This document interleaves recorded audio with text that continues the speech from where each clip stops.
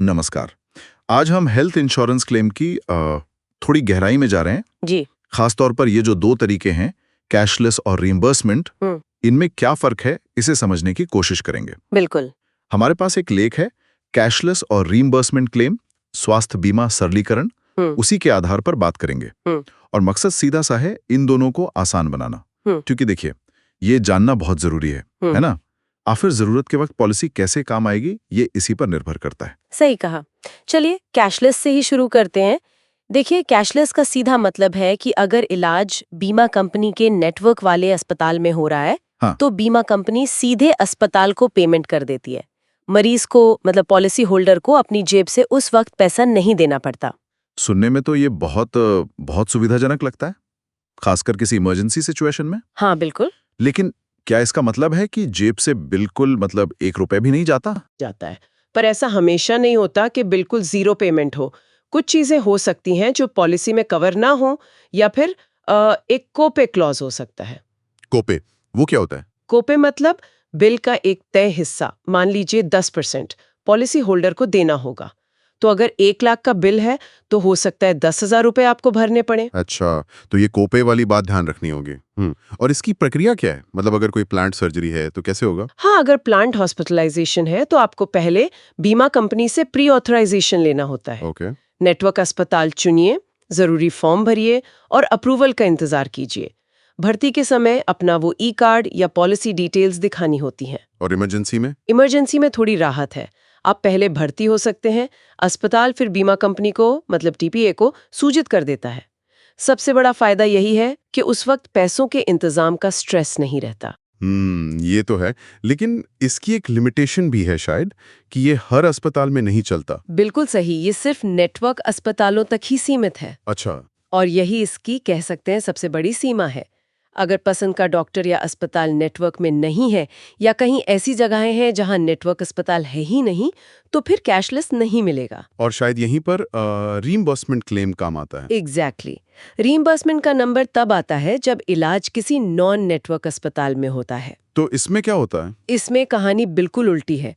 यहाँ आपको, मतलब पॉलिसी होल्डर को, पहले अपनी जेब से अस्पताल का पूरा बिल चुकाना पड़ता है। पूरा बिल? ओहो, हाँ पूरा। फिर सारे ओरिजिनल बिल, डॉक्टर के prescription, discharge summary, test reports, ये सब कुछ इकट्ठा करके बीमा कंपनी को भेजना होता है क्लेम के लिए। अरे बाप रे, इसमें तो काफी भागदौड़ लग रही है सुनने में। मतलब ठीक है, अस्पताल चुनने की आजादी मिल गई, पर हाँ, आजादी तो है। ये उन लोगों के लिए मुश्किल नहीं होगा जो एकदम से इतना बड़ा अमाउंट नहीं निकाल सकते? ये बहुत अहम पॉइंट है। रीइंबर्समेंट में न सिर्फ आपको पहले पैसा लगाना पड़ता है, बल्कि पैसा वापस मिलने में वक्त भी लग सकता है। अच्छा। और अगर कोई भी डॉक्यूमेंट कम रह गया, या मान लीजिए डॉक्टर की हैंडराइटिंग साफ नहीं है बिल पर, तो क्लेम अटकने का पूरा चांस रहता है। लेख में भी ये बात है कि अधूरे या अस्पष्ट डॉक्यूमेंट्स रीइंबर्समेंट में देरी का एक आम कारण है। तो ये सिर्फ पैसे जुटाने की बात नहीं, सही तरीके से कागजात संभालने की भी चुनौती है। बिल्कुल। और क्या कोई और ऐसी छिपी हुई शर्तें हैं, जैसे वो रूम रेंट कैप्स वगैरह, जो क्लेम अमाउंट पर असर डाल सकती हैं, दोनों ही केस में? हाँ, रूम रेंट कैप्स तो बहुत कॉमन है।